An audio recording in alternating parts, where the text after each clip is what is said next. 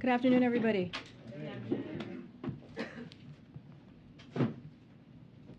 As you heard from the President just this morning, this administration is ready to help the people of Florida in every way possible.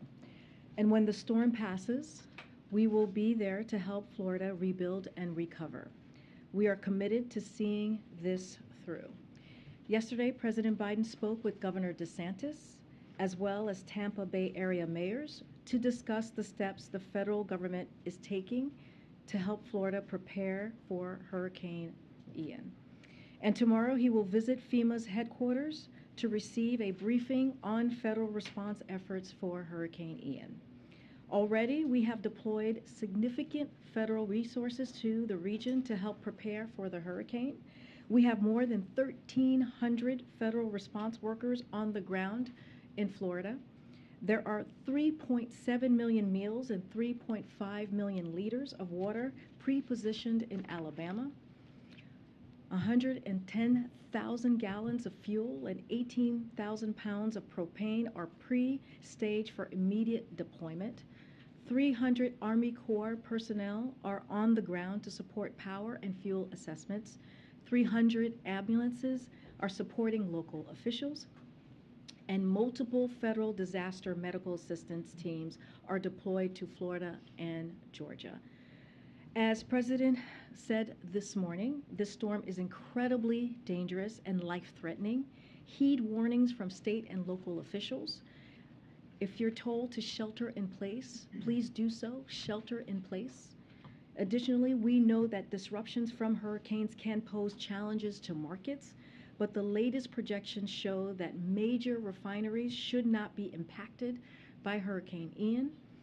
As the President said today, oil and gas companies should not use this moment as an excuse to raise gas prices. I also want to speak to the sham referenda that Russia has staged in occupied areas in Ukraine. These referenda were straight from the Kremlin playbook. They were manufactured and manipulated. Ukrainian civilians were forced to cast ballots under the watch of armed guards. We have seen videos and reports of armed officials going door to door, intimidating voters and stopping Ukrainians on the street and forcing them to vote. These so-called referenda have been an exercise in coercion and disinformation, executed by puppet authorities following orders from Russia. Based on our information, every aspect of this referendum process was pre-staged and orchestrated by the Kremlin.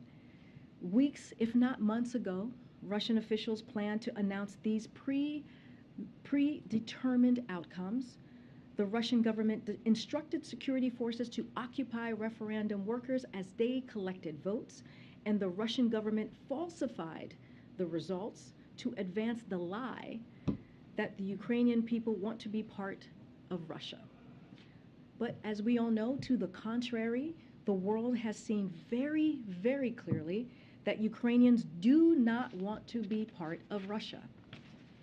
In reality, the Ukrainian people are continuing to fight for their independence with support from the United States and allies across the globe. They have courageously resisted Russia's invasion. The Ukrainian people have defended their territory heroically and at significant cost.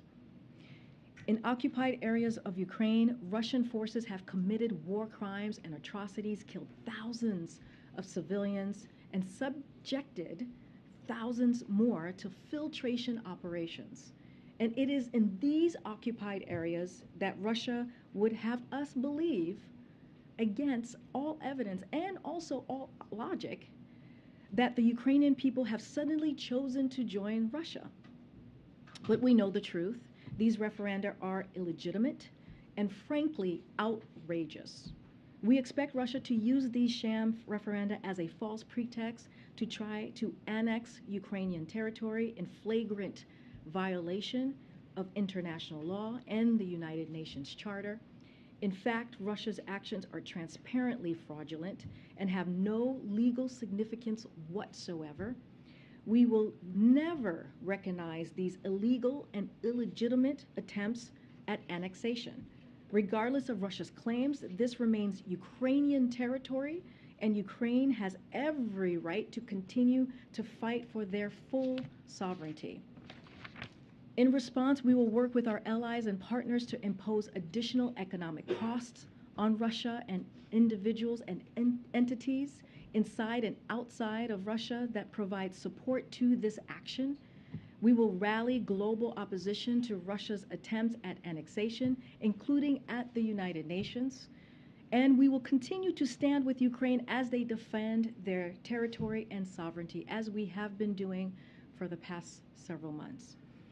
And today, the United States is announcing an additional $1.1 billion package of weapons and equipment for Ukraine through the Ukraine Security Assistance Initiative.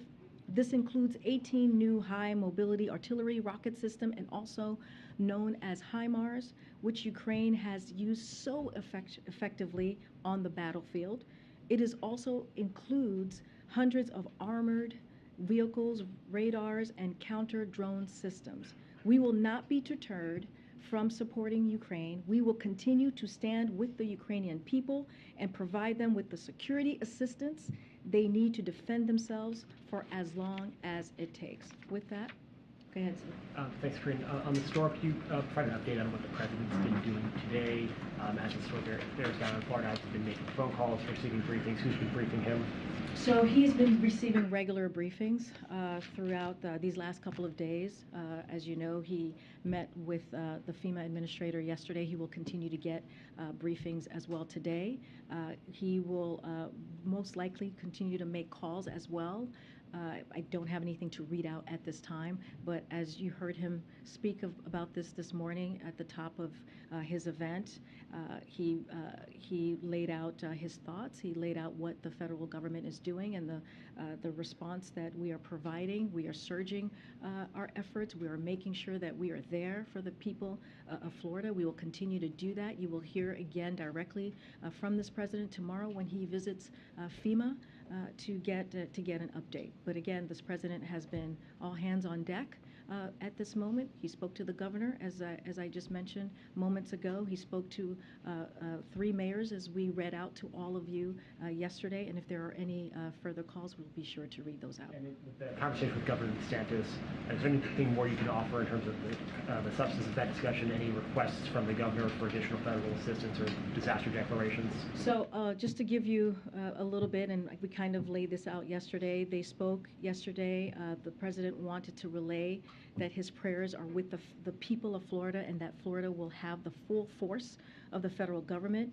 Again, we are committed to continued close coordination between the federal and state government as we respond to this emergency. Yesterday, when the administrator was at this very podium, she mentioned how there were members of her team that was traveling with the governor yesterday, and so that will continue. We will continue to see that partnership, and again, we will have the full force of the federal government and resources to the people of Florida. And just on the Nord Stream pipeline, the explosions there, is there any update in terms of the formal U.S. government assessment of those apparent explosions? Was it an act of sabotage, and is there a assessment of culpability there? So we have been in touch with our European partners there about the apparent sabotage of the pipelines. We are supporting European efforts to investigate this. As I just kind of laid out, it's still under investigation. As you all know, these pipelines were pumping gas into Europe, are not pumping gas into Europe at this time. Nord Stream 2 was never operational, and NS1 has been shut down for weeks because of how Russia is weaponizing energy. No assessment of that? No assessment as of yet. The investigation is still underway, and it could take some time, so just letting you all know what we expect, that it will take some time. Thank you. Just a couple follow-ups on what Zeke here on some specifics. Now that the storm has made landfall, can you give us a better sense of how often the president is going to be briefed? Do you think it's an hourly situation, or?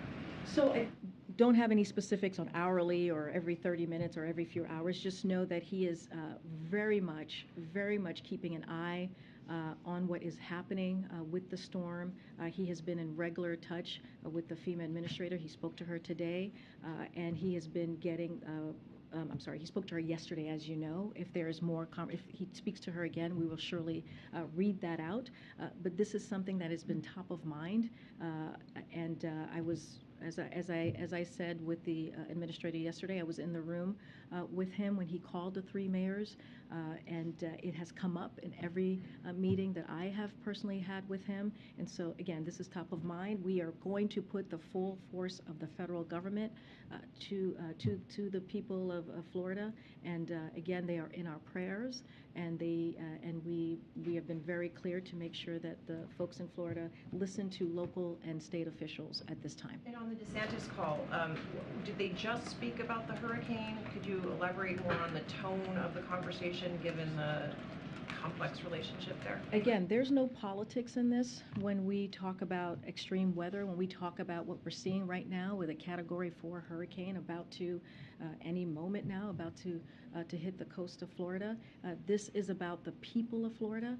This is about two people who wanted to have a conversation on how we can be partners to the governor and his constituents and make sure that we are delivering for the people of Florida. That is the focus, and that's going to continue to be the focus these next couple of days. One quick final one. Sure. What happened in the hunger event today? The president appeared to look around the room for an audience member, a member of Congress who passed away last month. He seemed to indicate she might be in the room. What happened there? So the president was, as you all know, you guys were watching today's event, a very important event on food insecurity. The president was naming the congressional champions on this issue and was acknowledging her incredible work. He had already planned to welcome the Congresswoman's family to the White House on Friday. There will be a bill signing in her honor this coming Friday. So, of course, she was on his mind. She was of top of mind for the president. He very much looks forward to discussing her remarkable legacy of public service with them when he sees her family this coming Friday. He said, "Jackie, are you here? Where's Jackie? She must not be here." No, I totally understand. I just explained she was on top of mind. This wasn't what we were able to witness today, and what the president was able to lift up in this at this conference, at this event, was how her focus on wanting to deal with, combat food insecurity in America. And this is something that he was lifting up and honoring.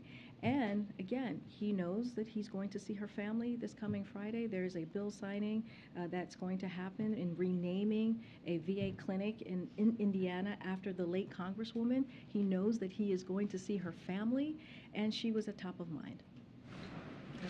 The State Department's Amos Hochstein, within the past few days, has met with the Saudi Prince MBS. What is the U.S. telling Riyadh and OPEC more broadly about an upcoming output decision? So I don't have any details of that meeting. As you know, that is indeed, we had some White House officials in the region most recently. I don't have any more details to share. Okay. The EU said any deliberate disruption of the Nord Stream pipeline would be met with robust and united response. Mm-hmm. Does that united response include the U.S.? And what type of responses should we expect, given how important that asset is to the region? So, as I just mentioned before, it's going to take some time to see who is behind this, and so there's an investigation underway. And I will say that attacks on critical infrastructure of our European and NATO allies is a matter of concern for us. And we will continue to be vigilant on this and coordinate with our allies and partners. But again, the investigation, as we understand it, is going to take some time, and it's underway. The Energy Secretary said today in an interview with Bloomberg that all energy infrastructure operators in the Baltic Sea area, as well as U.S. LNG ships bringing LNG over to the EU, need to be on, quote, high alert, given what we've seen with the pipelines. Has there been a shift in the U.S. security posture in the region because of the allegations of potential sabotage? Don't have anything to share on any shift of security posture in the region. But look, we take this, we take this very seriously, and this is of concern to us. And so again, we're going to let the investigation happen. occur. It's going to take some time, and we will be there for our European partners and allies, and also our NATO allies. You detailed this strenuously at the top. This was so transparent and so telegraphed in terms of the referenda and the kind of sham annexation efforts.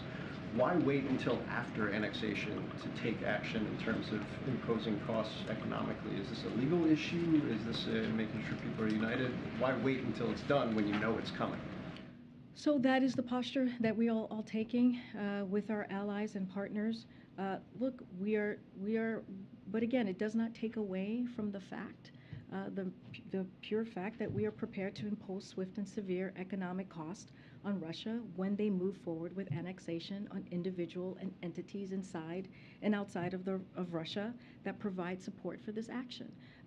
We will continue to stand with the people of Ukraine as they defend their territory. Look, there was a process here. We knew this was coming. This was part of the Kremlin playbook. But if they do indeed move forward, and they move forward with the annexation, we will be prepared with our partners and allies. And just one more quick follow-up, because I'm trying to get my head around the response. If the late Congresswoman was top of mind for the president and her family was expected to be here, and that's what he was thinking about, why was he looking for? I'm not trying to be snarky here. No, I mean, and I'm... Between what you were saying and what he said there. And again, I think people can understand. I think the American people out there who, watch the briefing from time to time, maybe at this moment, will understand when someone is at top of mind. And this was such an important event when we're talking about hunger, when we're talking about food insecurity, when we're talking about these champions, these congressional champions who were in the room, who have worked in a bipartisan way. We don't talk much about bipartisan actions that we see in Congress at this time.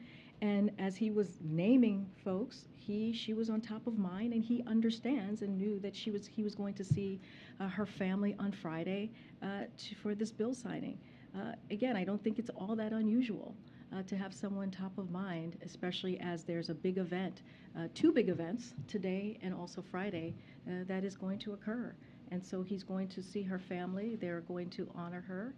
They're going to celebrate her, and he will do a bill signing for this really critical, let's not forget, this critical, important issue for millions and millions of Americans across the country. Thanks, Karine. Back on the Nord Stream pipeline, whoever attacked the pipeline, and it may take a while to figure out who it was, would the U.S. consider that to qualify as an attack on a NATO ally worthy of retaliation? So I don't want to get ahead of the investigation. We have to see who is behind this at this time. I understand the question because it is a pipeline, and it is going to affect certainly our NATO allies. But we want to see where the investigation goes. Again, an attack on critical infrastructure of our European allies and our European partners and NATO allies is a matter of concern for us. But we will be there, and we will be ready to react once we have the investigation is completed. Former Russian President Dmitry Medvedev said that Russia has the right to defend itself with nuclear weapons, and that NATO would be too scared of a nuclear apocalypse to retaliate. Is he right about that? So let me say this again, and I've said this many times from this podium, so have my colleagues. There is one person responsible for this war that was started by the Kremlin, this war that was started by Putin, and he is that person. He is responsible for this war. And he decided that he wanted to brutally attack Ukraine on this unprovoked war, and this is on him. This is on Putin. Putin is the one that could stop this war anytime. And look what we're seeing from the people of Russia. They are protesting. They are signing petitions. Many of them do not want to fight this war or die for this war. You know why? Because it is incredibly unpopular. This war is not a popular war for President Putin. And what we're seeing in Ukraine is we're seeing the Ukrainian people bravely defend their freedom, bravely defend their sovereignty. And when we hear comments like that, we put it back on Putin. Again, this is Putin's war. He can end this. But is Medvedev right that NATO would be too afraid of a nuclear apocalypse to retaliate if Russia were to use nuclear weapons? So I will say this. We take Russia's threat to use nuclear weapons seriously, and we have been saying that the last couple of days in this briefing room. You've heard that from the National Security Advisor as well. You've heard that from the President last week when he was at the UN. But we have not seen any reason to adjust our own nuclear posture. And to be clear, we will not be deterred from supporting Ukraine.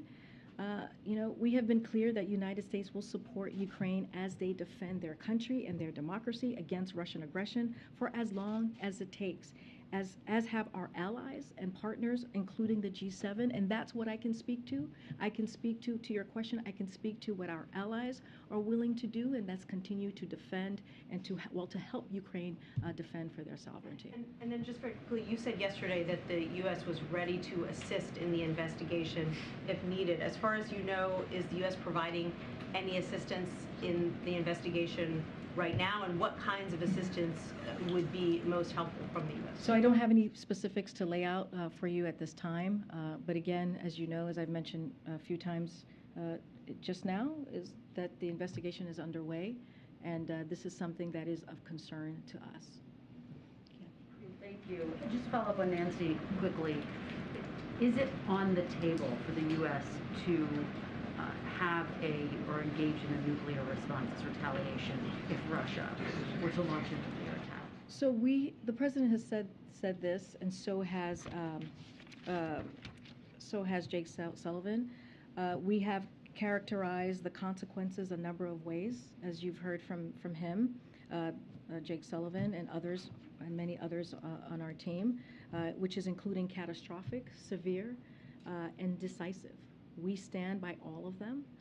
The key point that when we say consequences, we will be real and they will be extraordinary. And we have said that we have made that very clear. Jake Sullivan said this, I believe, on your network, your Sunday show, where he has communicated privately to the Russians, and they understand what the consequences will be. We are not going to lay them out here in public. I want to give you the opportunity to respond to something that was tweeted out today by the Russian government that said Joe Biden threatened to end Nord Stream.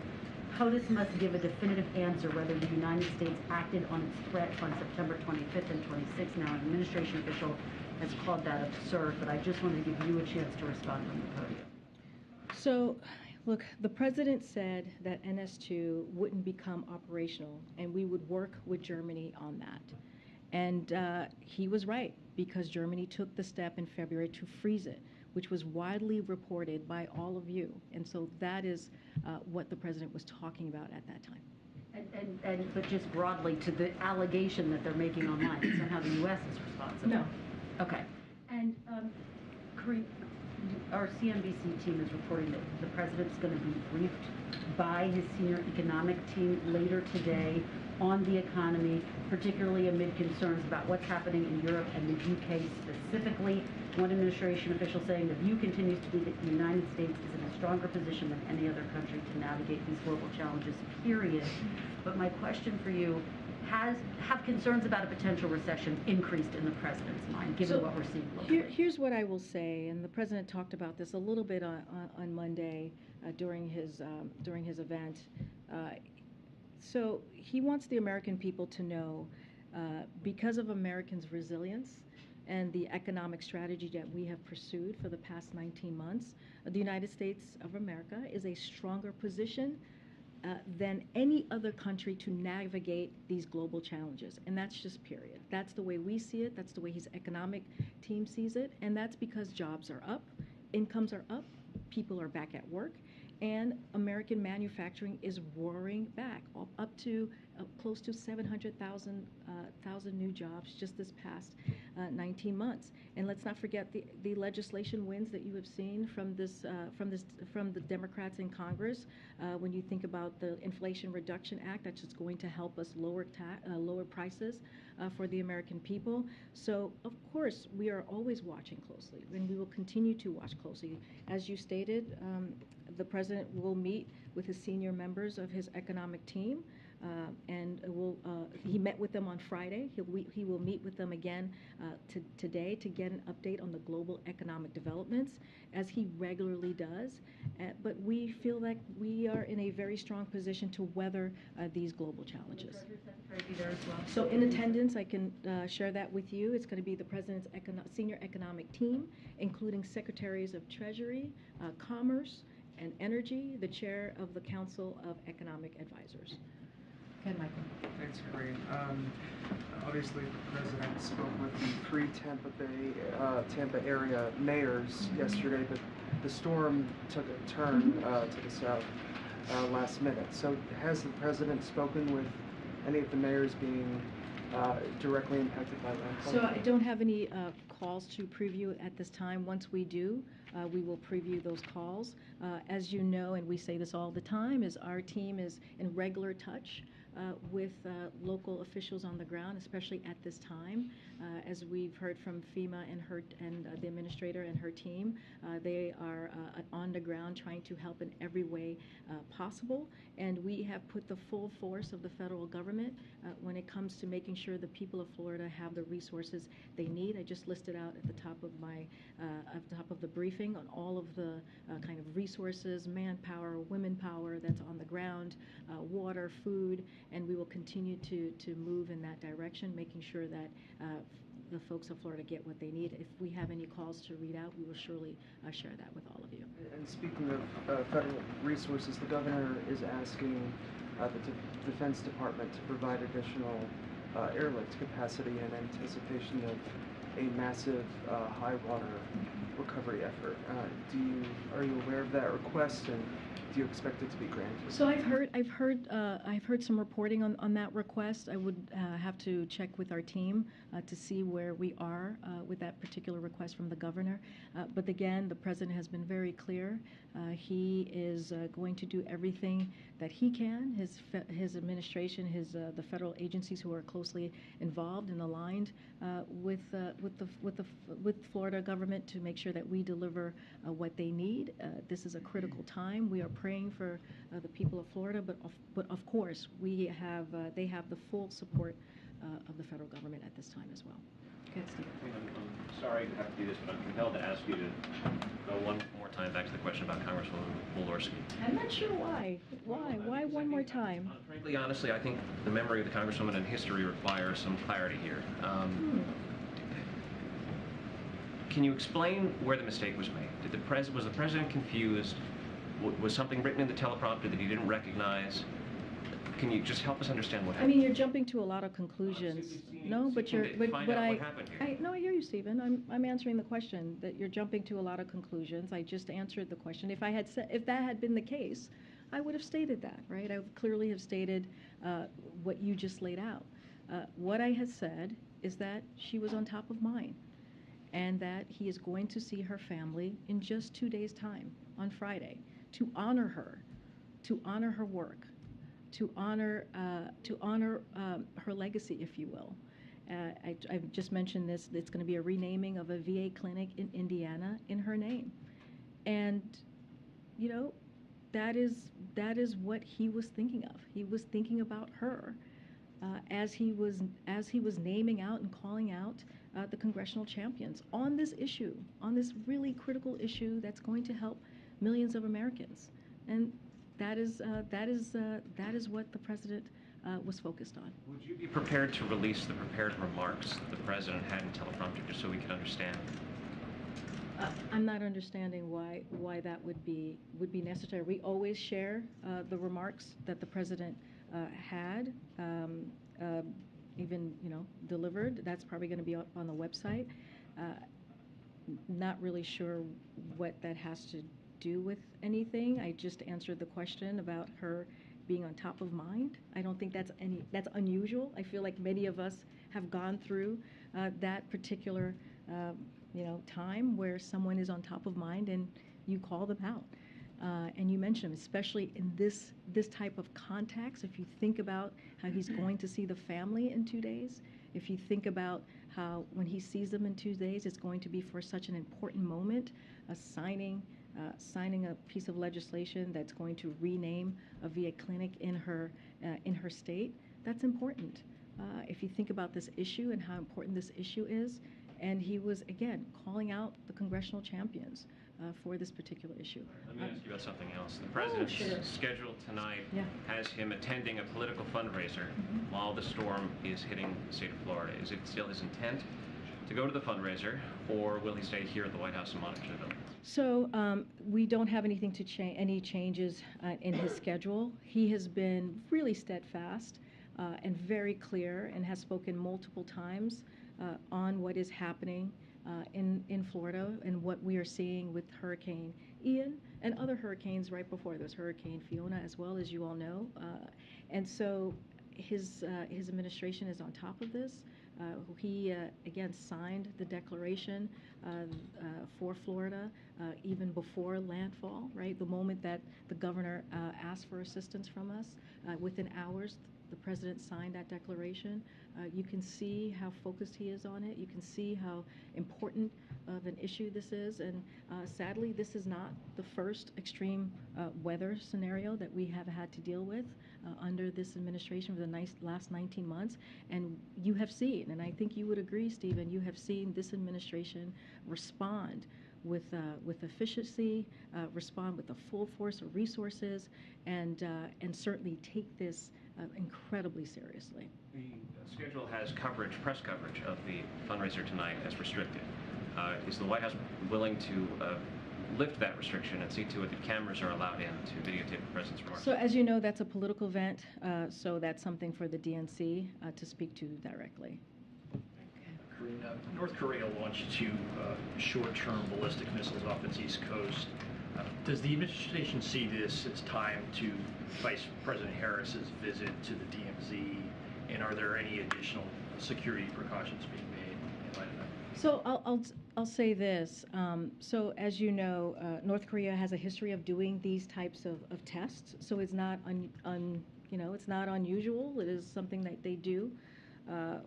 Historically, North Korea can speak for itself on why. That's not something that I'm going to speak to from here. What I can speak to is our rock-solid commitment to the security of our Japan and South Korea allies, and the Vice President's trip is a demonstration of that commitment. And just on the permitting bill, you put out a statement yesterday after Senator Manchin withdrew the proposal.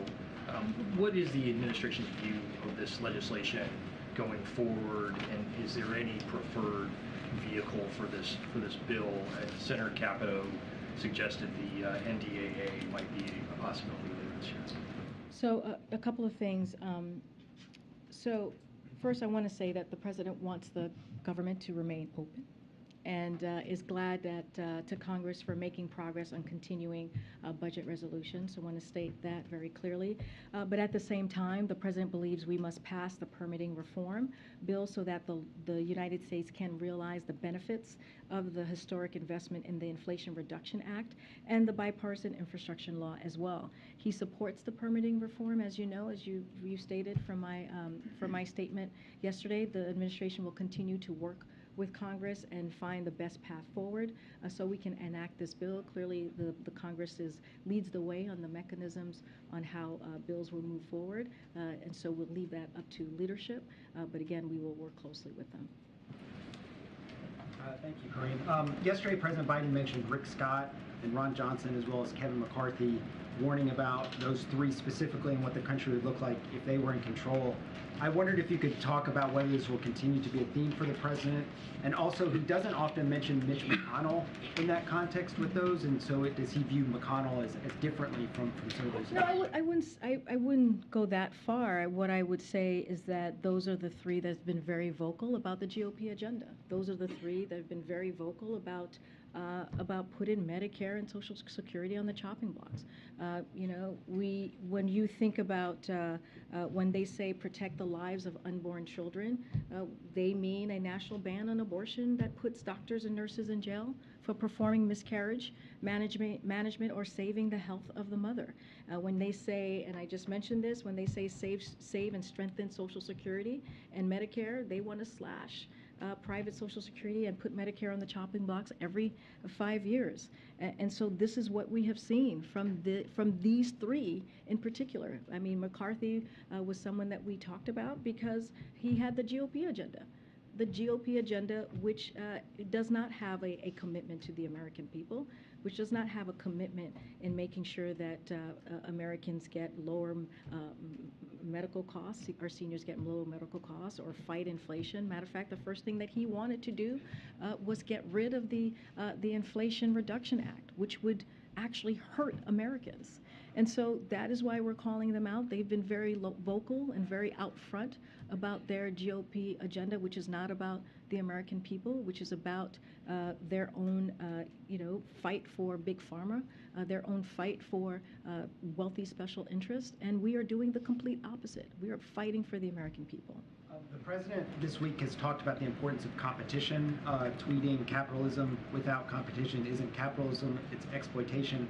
There's some legislation on the Hill dealing with antitrust and big tech, including one co-sponsored by Amy Klobuchar, that's waiting for a vote to be scheduled. Is the president have any opinion on that? Is he pushing for a vote? Does he want Chuck Schumer to call for a vote on that before the election? Don't have anything to share on that particular piece of legislation.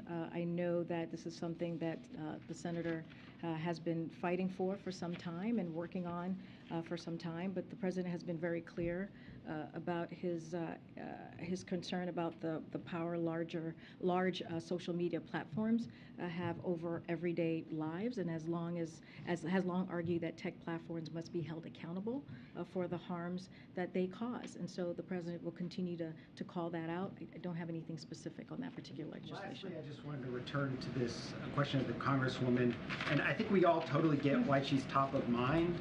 You've made that case pretty effectively. But I think the confusing part is why, if she and the family is top of mind, does the president think that she's living and in the room? I don't find that confusing. I mean, I think many people can speak to sometimes when you have someone top of mind, they're top of mind, exactly that. And it is also, if you put it into the context, it's not like it happened outside of context, right? It happened at an event where we were calling out the champions, congressional champions in particular, of this issue, this important issue when it comes to food insecurity, something that this administration has led on from the beginning of this administration, not just across the country, but also globally. You heard him talk about food insecurity last week at the UN, and the investments that we have put forward as the United States of America in helping deal with that. Look, he was at an event, you all saw, you all watched, which is why you're asking the question, right, where he was calling out, again, congressional leaders, a bipartisan leadership that we have seen on this particular issue. And again, he's going to see her family in just 2 days. And she was on top of mind. I mean, that is not an unusual scenario there. Karine, I have John Lennon top of mind just about every day, but I'm not looking around for him anywhere. When you sign a bill for John Lennon as president, then we can have this conversation. Okay, go ahead. Go ahead. Go ahead. These moments of confusion are happening with the frequency. Go ahead. Excuse me, there are Americans are watching this and are having concerns. What do you say to that? This is a legitimate question. We need to have some answers. At the end of the year, what can you tell us about I'm sorry, somebody was yelling over you, so go ahead. There are reports that Treasury Secretary Yellen is looking to leave. It is not your turn to speak, and you're being rude to your colleagues, and let your colleague answer the question. Go ahead. Go ahead. No, you're yelling and over your colleague. So that is incredibly rude. So can you, go ahead.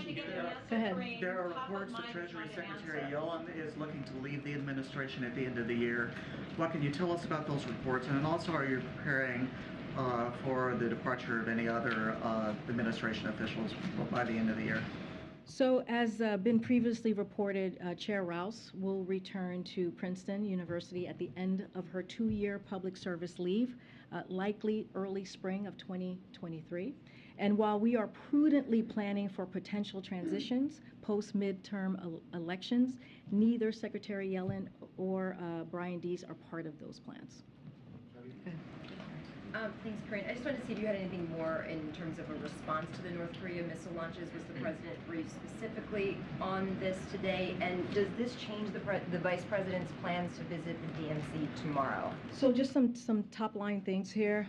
I'll point you to the Department of Defense statement, which assessed this test didn't pose an immediate threat to the U.S. personnel or territory of our allies. And also, the United States condemns, as we have said many times when we have seen this behavior, the DPRK's ballistic missile launches. These launches are in violation of multiple United Nations Security Council resolution and poses a threat to the DPRK's neighbors and the international community. The United States is committed to the defense of our allies, South Korea, Japan, and we continue to call on North Korea to engage in diplomacy as it relates to the Vice President's trip. So as you all know, on Thursday, which is tomorrow, as part of her trip to the Republic of Korea, ROK, the Vice President will visit the DMZ. Nearly 70 years since the Korean armistice, the visit will underscore the strength of the U.S. ROK alliance and the United States' commitment to stand beside the ROK in the face of any threats posed by the Democratic People's Republic of Korea. The Vice President will tour sites at the DMZ, meet the service members, and receive an operational briefing from U.S. commanders. The Vice President will reflect on the shared sacrifice of tens of thousands of American and Korean soldiers who fought and died together, and will reaffirm the U.S. commitment to the ROK's defense in ironclad. As you just could tell, that trip is going to continue. Thanks, Karine. Can you address Democratic Representative Henry Cuellar's comments on Fox about the administration needing to do more on the border? He's, obviously been critical of the administration in the past, but is the White House ignoring the congressman as he appears to be contending? So I've not seen those comments. What I can say, and what we have said many times from here, every individual encountered at the border is either expelled under Title 42 or placed in removal proceedings. That remains to be true. We are working to expedite the asylum process timing and have brought it down from years to months for many recent encounters. Of course, we could expedite the processing time even further, and you've heard me say this many times, if congressional Republicans would quit blocking our actions and start supporting the comprehensive immigration reform proposal that the president proposed on day one. And, we inherited a decimated, a gutted immigration system, and the president took this so seriously that on day one again he put forth a comprehensive plan. So we would look forward to having congressional Republicans join us in dealing with this issue. On the hurricane, the president had some strong words for oil and gas executives. I wanted to ask, is the White House following up individually with those executives to speak directly about these kind of concerns?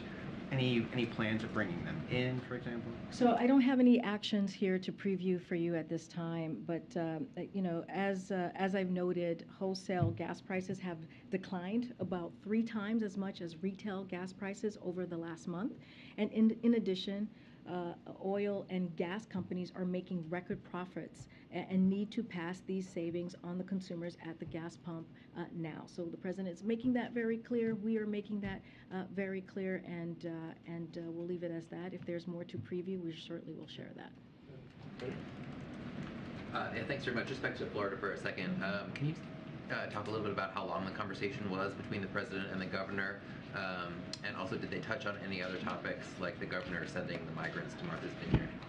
So the call was just focused on the hurricane, the hurricane response.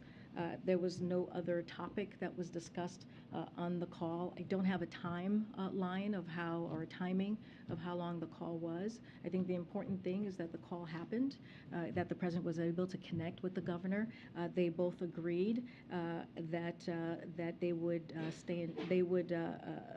the president would be there to have the full force of the federal government behind Florida for the people of Florida, and they were committed to continued close coordination between the federal and state government. And so as we respond to the emergency, that was the commitment that they made. That was a conversation that was had. Again, the FEMA administrator has spoken to the governor. She spoke to Governor many days ago. She said here, and I'll just reiterate, as I just said moments ago, her team has been on the ground with the governor and his team, and we will continue to work in close coordination. Thank you so much. On the global economy, the strong dollar has an impact beyond the borders of the United States, obviously, on many countries. So is this something the administration is discussing with allies and partners, and how coordinated is the economic response? Because we get warnings about, global recession almost every day. So the U.S. government, including the Department of Treasury, are always in touch with our allies and partners, including the U.K. on the global economy. Don't have anything further to share on that piece. But again, this is, as I mentioned, when it comes to the global economy, this is something that we are clearly watching very closely. But we feel, as I stated a second ago, that we are in a strong position. The U.S. economy is in a strong position to deal with the global challenges ahead. Good. You're in the back here. Thank you. I wanted to ask about something you said yesterday, but really quickly. Ambassador Rahm Emanuel has been in touch with the family of Navy Lieutenant Ridge Alconis, and a number of U.S. senators have sent a letter to the Japanese government asking them to revisit his case. I know the president has a lot on his plate, but is this something that he's been briefed about? That one I would have to just check with his team, since to your point, there's just so much going on. So let me just check with this team on that particular question. My second question is, during his second press conference, the president said of the midterm elections, I'm not going to say it's going to be legit. His subsequent preferred voter reforms, those did not pass Congress. And then yesterday you said, we are confident in the integrity of our elections here. My question is, what gives Biden confidence 6 weeks out from those elections that he didn't seem to have at the beginning of the year? So can you do me a favor? Can I just go back and see his answer there? Because I want to see what context he was answering that question and how it was asked. So in order to give you a fulsome answer, I actually need to do that, just to be fair to you and to be fair certainly to the president as I represent him up here. So let me do that, and then I can get back to you on that particular question. Just to try one more time, does the president believe that in his reference to the late Representative Jackie Walorski, who you have said from the podium numerous times he respects the work that she has done, he'll be meeting with her family to honor her work. Does he believe that he handled that reference appropriately, or is this something that he would like to get back? Like to get back what? He said, where is Jackie? Look, I know this is a question that many of you have had. I've answered it multiple times already in this room, and my answer is certainly not going to change. All of you may have views on how I'm answering it, but I am answering the question to the way that he saw it and the way that we see it. We have to remember as well is that, this was an important event today. This was an event about food security. This was an event about how we're going to take the steps to get to eradicate hunger by 2030. And that is something that the president takes very personally. That is something that we would be doing this event that has not happened since President Nixon, right? That was 50 years ago that an event like this occurred at the White House. So clearly this is something that is important. Clearly this is something that he really honors, both Republican and Democratic congressional champions when it comes to this issue. Again, she was at the top of mind. He is going to be seeing her family in 2 days to honor her, to honor the work that she has done. This was a remarkable legacy that she had, and we should be honoring that. I'm going to go to the back. Go ahead, early in the back. Governor Gavin Newsom has been successful in keeping universal school lunch, the program in California. They're seeing lots of great results with that. And I know that's an aspect of what they're talking about today, and that the administration, the Biden administration, does support universal school nutrition. However, the program was scrapped, and I'm wondering if there's any way to circumvent Congress in keeping a free school lunch. So the American Rescue Plan is what you're talking about, provided states to have those types of programs in schools.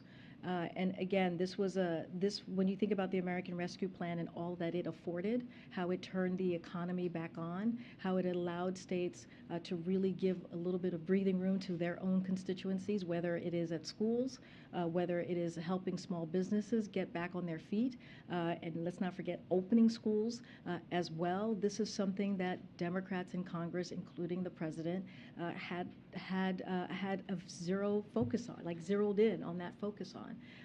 And it was a bold action that the president believed needed to be taken. And let's not forget, it also helped to really deal with child poverty in communities that have really been hurt by this. And so, look, don't have anything new to share on that piece of that question that you just asked me, but I think it's also important to highlight how important the American Rescue Plan, how much it changed lives. Is there any potential that universal school lunch will come back within this next couple of years? Again, don't have anything to preview, but I also want to list out how important that American Rescue Plan was.